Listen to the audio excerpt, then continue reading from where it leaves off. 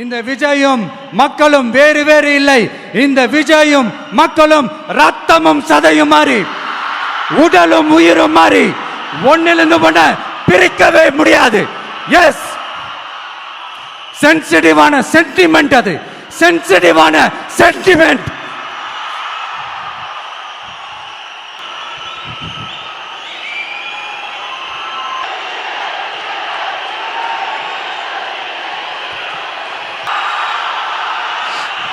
நான் சாரி, இந்த எலெக்ஷன் டேல மேக்சிமம் என்ன பண்ணுவீங்க? போவீங்க, ஓட்டு போடுவீங்க, வருவீங்க, அவ்வளவுதான் உங்களுடைய பார்ட்டிசிபேஷன். ஆனா இந்த எலெக்ஷன்ல நீங்க பங்கெடுத்துக்க போறீங்க. எஸ், உங்க வீட்டில் இருக்கிற ஒரு விஜய் தான், உங்க வீட்டில் இருக்கிற ஒரு விஜய் தான் வேட்பாளரா நிக்க போறாங்க. உங்க வீட்டில் நிக்கிற ஒரு வேட்பாளர்னா அப்ப உங்க வீட்டில் இருக்கிற மற்றவங்க எல்லாருமே வாக்காளர்கள் தானே.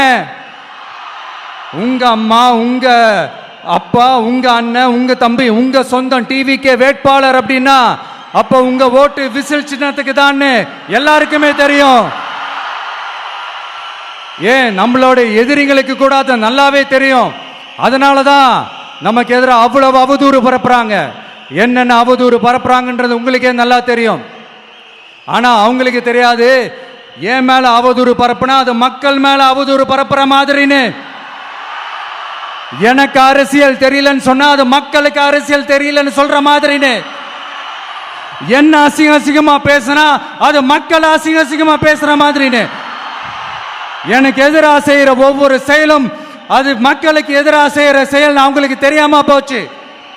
இந்த விஜயும் மக்களும் வேறு வேறு இல்லை. இந்த விஜயும் மக்களும் ரத்தமும் சதையும் மாறி உடலும் உயிரும் மாறி ஒன்னிலிருந்து ஒண்ண பிரிக்கவே முடியாது. எஸ், சென்சிட்டிவான சென்டிமெண்ட், அது சென்சிட்டிவான சென்டிமெண்ட்.